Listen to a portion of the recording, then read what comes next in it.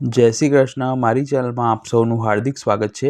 આજે આપણે અનસખડી વિભાગની સામગ્રી મેંગો માવા કચોરી સિદ્ધ કરીશું. આ સામગ્રી આપણે શ્રી પ્રભુને ઉત્સવ પર સિદ્ધ કરીને ભોગ ધરી શકીએ છીએ અને તે ખૂબ જ સુંદર અને પ્રભુલાયક બને છે. તો વિડીયોને સ્કીપ કર્યા વિના એન્ડ સુધી અવશ્ય જોજો.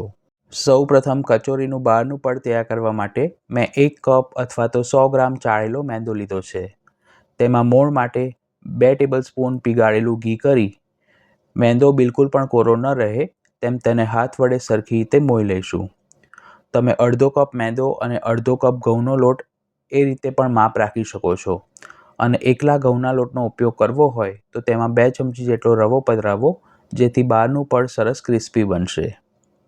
મેંદાને મોઈ લીધા પછી તેમાં જરૂર મુજબ થોડું થોડું જલ કરી અને વધુ પડતો કઠણ પણ નહીં અને રોટલી જેટલો નરમ પણ નહીં તેવો પરોઠા જેવો લોટ બાંધીને તૈયાર કરીશું. એક સાથે વધુ પ્રમાણમાં જલ ન કરવું. આ રીતનો લોટ બાંધી તેને ઢાંકીને 15 મિનિટ માટે મૂકી રાખીશું. હવે સ્ટફિંગ બનાવવા માટે મેં એક નોનસ્ટિક પેનમાં અડધો કપ પાકી કેરીનો પલ્પ લીધો છે. 1 નંગ મોટી સાઇઝની કેસર કેરીને જલથી ખાસા કરી છોલી અને સમારી તેને મિક્સરમાં પલ્પ કરી લીધો હતો. તેમાં ગળપણ માટે 1/4 કપ ખાંડ પધરાવી ખાંડ ઓગળે અને કેરીમાં જે વધારાનું મોઇસ્ચર છે તે બધું બળી જાય ત્યાં સુધી તેને સ્લો ટુ મીડિયમ ફ્લેમ પર કૂક કરીશું અને તાવેથા વડે સતત હલાવતા રહીશું. જો તમે કેરીને ફ્રોઝન કરતા હોવ તો આખા વર્ષ દરમિયાન કોઈ પણ ઉત્સવ આવતો હોય ત્યારે તમે આ સામગ્રી સિદ્ધ કરી પ્રભુને ભોગ ધરી શકો છો. 5 થી 7 મિનિટ સુધી આપણે આ રીતે કૂક કરીશું એટલે મિશ્રણ ખદખદવા લાગશે. આ સ્ટેજ પર તેમાં 1 કપ અથવા તો 200 ગ્રામ ક્રમ્બલ કરેલો દૂધનો મોળો માવો પધરાવી અને મિક્સ કરીશું. પછી માવો શેકાય અને આ જે મિશ્રણ છે તે ઘટ થઈ પેનમાંથી અલગ થવા લાગે ત્યાં સુધી તેને સ્લો ટુ મીડિયમ ફ્લેમ પર કૂક કરીશું.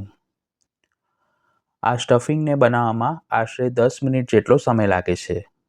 આપણે 1 લીટર ફૂલ ક્રીમ દૂધ ઉકાળીએ તો તેમાંથી 200 ગ્રામ માવો તૈયાર થાય છે. આ રીતે મિશ્રણ ઘટ થઈ અને પેનમાંથી છૂટું પડવા લાગે ત્યાં સુધી તેને ચલાવતા રહેવું જરૂરી છે. છેલ્લે તેમાં સુગંધી માટે 1/4 ટીસ્પૂન ઇલાયચી પાવડર પધરાવી મિક્સ કરી ગેસ બંધ કરીશું અને તૈયાર કરેલા સ્ટફિંગને એક પ્લેટમાં કાઢી રૂમ ટેમ્પરેચર પર 10 મિનિટ માટે સરખું ઠંડુ થવા દઈશું. સ્ટફિંગ રૂમ ટેમ્પરેચર પર સરખું ઠંડુ થાય એટલે હળવા હાથે મસળી અને થોડું સ્મૂથ કરી લેવું અને તેમાંથી નાની સાઇઝના ગોળા વાળી લેવા. અત્યારે આપણે જેટલું માપ લીધું છે તેમાંથી મધ્યમ સાઇઝની 12 થી 14 નંગ કચોરી સિદ્ધ કરી શકાય છે. આ જ રીતે તમે કેરીના રસના ઘૂઘરા પણ બનાવી શકો છો. તેની વિડીયોની લિંક ઉપર આઈ બટન પર અને ડિસ્ક્રિપ્શન બોક્સમાં આપી છે.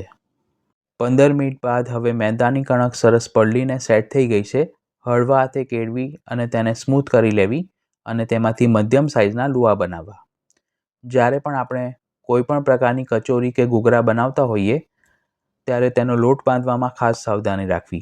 જો લોટ તમે જરૂરિયાત કરતાં વધુ કઠણ બાંધ્યો હશે તો તળતી વખતે સ્ટફિંગ બહાર નીકળી જશે અને લોટ જો નરમ બાંધ્યો હશે તો વણતા નહીં ફાવે. લુઆને ઢાંકીને મૂકી રાખવા જેથી તે સુકાઈ ના જાય. હવે એક લુઆને આદની પર મૂકી અને મધ્યમ જાડી પૂરી વણી લઈશું. આ સિવાય પણ શ્રી પ્રભુને ભોગ ધરી શકાય તેવી વિવિધ પ્રકારની કચોરી મેં ચેનલ પર પોસ્ટ કરી છે, જેના પ્લેલિસ્ટની લિંક ઉપર આઈ બટન પર અને ડિસ્ક્રિપ્શન બોક્સમાં આપી છે. તૈયાર કરેલો સ્ટફિંગનો ગોળો આ રીતે પૂરીની વચ્ચે મૂકી બધી બાજુથી કિનારી સરખી ભેગી કરી અને કચોરીમાં બિલકુલ પણ હવાનો ભાગ ન રહે તે રીતે તેને સીલ કરીશું. આ રીતે પોટલી જેવો શેપ આપી અને ઉપર જે વધારાનો લોટ હોય તેને કાઢી લેવો અને પછી તેને આ રીતે હથેળીમાં લઈ અને પ્રોપર ગોળ શેપ આપવો. કચોરી ખુલી ન જાય કે ખંડિત ન થાય તેનું ખાસ ધ્યાન રાખવું. આ રીતે વારાફરતી બધી જ કચોરી સ્ટફ કરી તેને એક વાસણમાં મૂકી છે. કચોરીને તળવા માટે કઢાઈમાં જરૂર મુજબ ઘી લઈ તેને ગરમ કરીશું.